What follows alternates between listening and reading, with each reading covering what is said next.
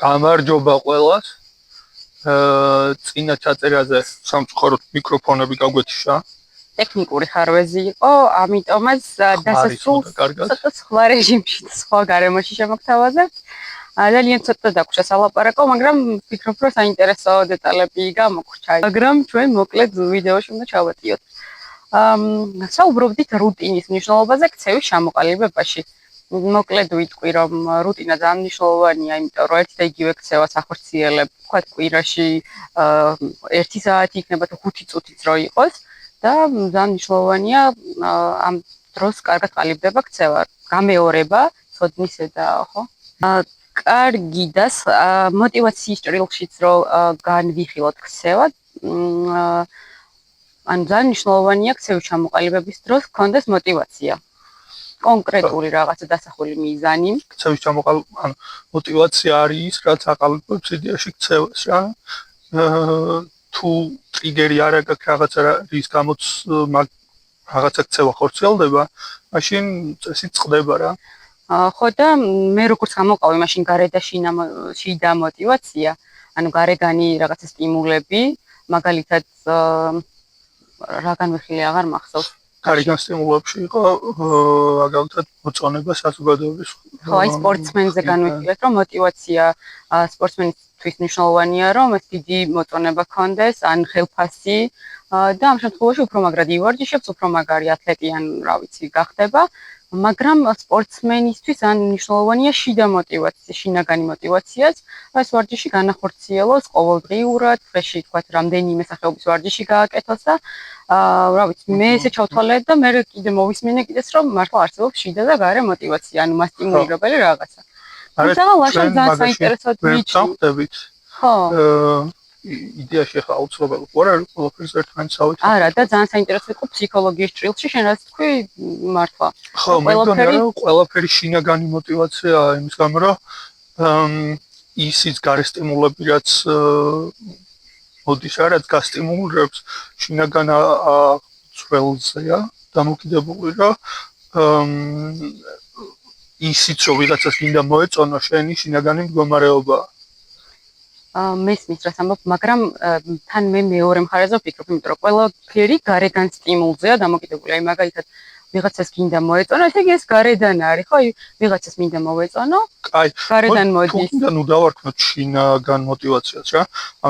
მე არ მგონია რომ ორი ტიპის мотиваციაა გარეგანი და შინაგანი. მგონია რომ ორივე ერთი და იგივეა, გინდა შინაგანი დაარქვი, გინდა გარეგანი დაარქვი. შენ ისე ჩამოყალიბდი, ვიღაცა ისე ჩამოყალიბდა, რომ გარე და შიდა мотиваცია არსებობს.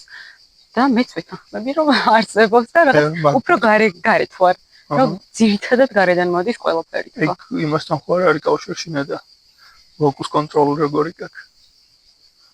შეიძლება მაგაზე ჩაფიქრება, მაგრამ მოკლე ვიდეოს ვაგებ და ეგ სხვა დროისას გადავდო.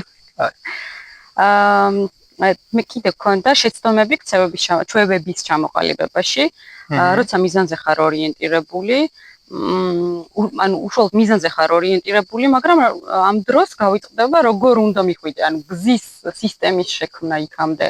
ანუ იქ კი ფიქრობ, მაგრამ აქ არ ფიქრობ, ანუ რა გაქვს ამისთვის აბაზისოდ, ან შენ თავში, ან გარე პირობებში. პატარა ნაბიჯებს ანუ განსაზღვრული არ აქვს ხო? იმისთვის რომ დიდ მიზნამდე მიხვიდა. ხო, აი არის ძალიან დიდი შეცდომა. იმიტომ რომ ჯერ აქ უნდა იფიქრო, კი მიზანი უნდა გქონდეს, მაგრამ უკვე კი არ უნდა იყო, რომ ის რა ქვია, ქილის გატეხვის ამბავი რომ იყო, კაცი მიდიოდა, ქილა მიქონდა და აი ამას გავყიდი, მე როგორც ვიყიდი, როგორც გავყიდი, მე იმას ვიყიდი და რომ დაენგრა ყველაფერი. რაღაც ეგეთია. შეცდომა რაღაცა ისეთი ნათქვამია. ხო, შეცდომები ისე ღირს და მოსაზრდა და აუდიტორიის რომ შეცდომები ჩვევების ჩამოყალიბებაში. მეორე რაც იყო არასწორი მოლოდინები. აჰა. არასწორი მოლოდინები კი ბატონო. ქცევების ჩამოყალიბებაში, ანუ ზუსტად უნდა იცოდე რა გინდა, დაგეგმო და რისთვის გინდა ეს ქცევა რისთვის დაგჭირდება შემდგომში რომ განახორციელო. ხო, ანუ რისთვის. ეგ ყველაზე მნიშვნელოვანია იცოდე რაღაცას ვაკეთებ, რატო ვაკეთებ რა. თუნდაც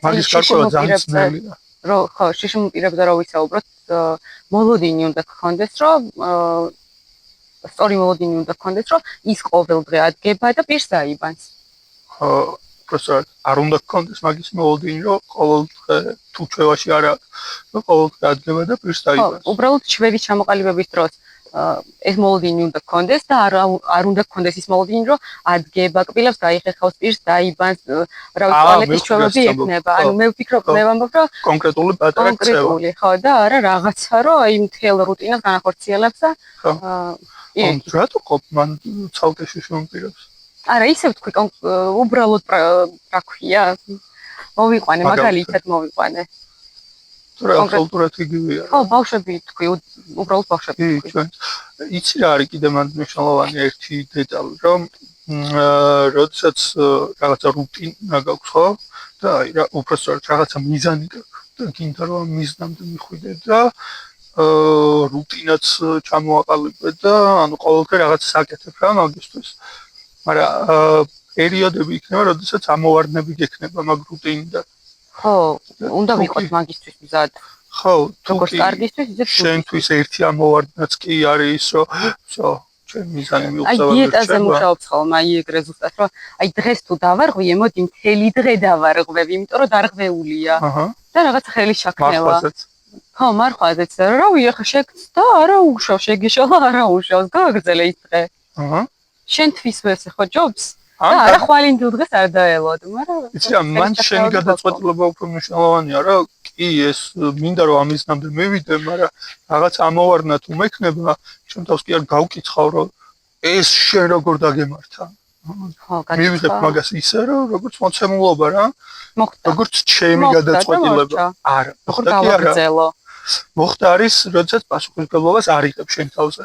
ანუ გარე მოწეხა. ხო, გარე, ანუ ვიღაცას მიაწერა და მე მინდოდა და იმიტომ გავაკეთე თუ იტყვი, ესე იგი პასუხისმგებლობა შენ თავზე იღებ და შენი გადაწყვეტილებაა და როდესაც რაღაც შენი გადაწყვეტილებაა, შესაბამისად პასუხისმგებლობის აღება უფრო გიმარტივდება და შემდეგ გაგრძელებაც უფრო გიმარტივდება.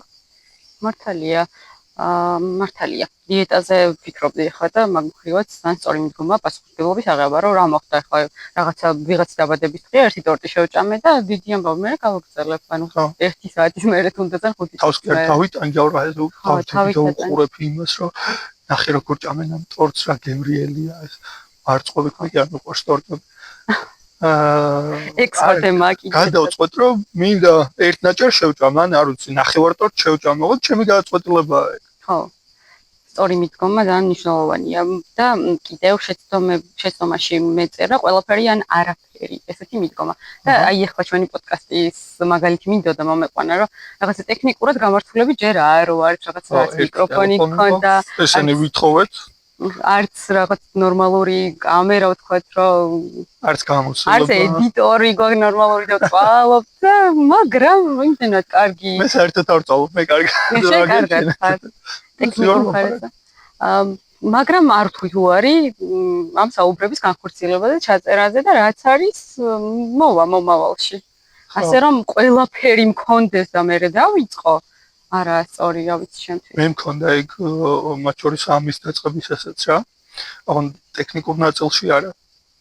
ანუ მინდა რომ რაღაცა ესე გაწერილი გლიკმასავით ქონოდა, რომ აი ეხა ეს და მაგიტო ვითრევდი ფეხს, რომ ხო, მესმის, რასაც იცახი, უბრალოდ ეხლა ჩვენ ხო რაღაც ჩამოყდი ქონდა იდეები, რომ აი დღე ისე ამას იქნება, ხვალ ისე ამას იქნება, ეს, მაგრამ ეხლა წამოვიდა აი კომენტარიც იყო უკვე რომ მოდი თინეიჯერებსაც გააკეთეთ და იმ დღეს ვიღაცა მითხრა რომ დედმამიშვილებსაც გააკეთეთ და ანუ ის წამოვიდა უფრო მნიშვნელოვნად და ამიტომ ჩვენი რუტინა რომ დავარღვიოთ არაფერი არა ჩვენი გამომწერები გვიბიძგებენ რაზე ვისაუბროთ კაი ყველაფერი და ან არაფერი ესეთი მიდგომა რა ვიცი არასწორია და მაქსიმალისტობა არასწორია რატო ქცევების ჩამოყალიბებაში, ჩამოყალიბებაში არასწორია ეს მიდგომა. რატო არ არის მაშინ? შენ რატო ფიქრობ, რომ არ არის? არა, იდეაში არ ვფიქრობ მასე, რომ მაქსიმალისტობა კაი ამბავია რა. მაგრამ ნუ ვიღაც თუ შეიძლება შინაგან მდგომარეობა იყოს ეგ, რომ მე მინდა რომ ეს ყველაფერი მივიღო. კი, მაგრამ ამ დროს არის ტანჯება, მე გონებრივად არის ფსიქოლოგიურად ტანჯვაში არ არის, რომ აი რაღაცნაირად ცუდად არ გრძნობს მე თავს შენი აზრით. მაგრამ ეგ ხო შენი ჩემი გადასაწყვეტი არა იმის რა, მასე რომ ის იტანჯება, იმიტომ რომ შენ განსხვავებული ტიპის. მგონია რომ იტანჯება, იმიტომ რომ მაგალითად შენ გონია ის თუ არ უცნობს მასა. ნუ ჩემი დასკვნა არ არის მარტო, იმიტომ რომ დაკვირვების შემდეგ გამოტანილი დასკვნა.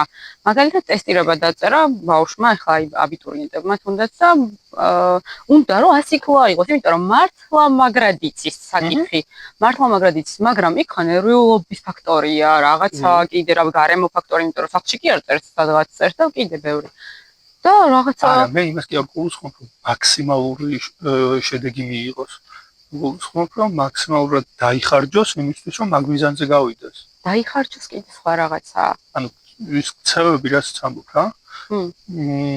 მაქსიმალურად დახვეწოს, სრულყოფილი გახადოს რაღაცა ისე რომ მაქსიმალური შედეგი მიიღოს, მაქსიმალურ შედეგზე გავიდეს. ეგ შეიძლება არ იყოს 100 ქულა და შეიძლება იყოს ვიღაცისთვის 30 ქულა. მაგრამ ის რომ თვითონ მაქსიმალური გაიღო თავის რესურსისა, ეგ აძლევდეს განყოფილების განცდას. ხო და სულ არაფერს ერჩივნოს? არა, ანუ კარგად ვცნობდეს თავს იმის გამო, რომ თავისი შესაძლებლობის მაქსიმუმი გააკეთა. გასაგები არის რასაც ამბობ. მე მგონი ჯობია რომ აქ დავასრულოთ ჩვენი ეს თემა. თუ კითხვები გაქვთ, დაგვიწერეთ კომენტარებში. თუ მოგეწონებათ ვიდეო, შეგიძლიათ დაალაიქოთ, ძალიან გაგვახარებთ. გააზიაროთ, ასევე რამდენი subscribe გყავს?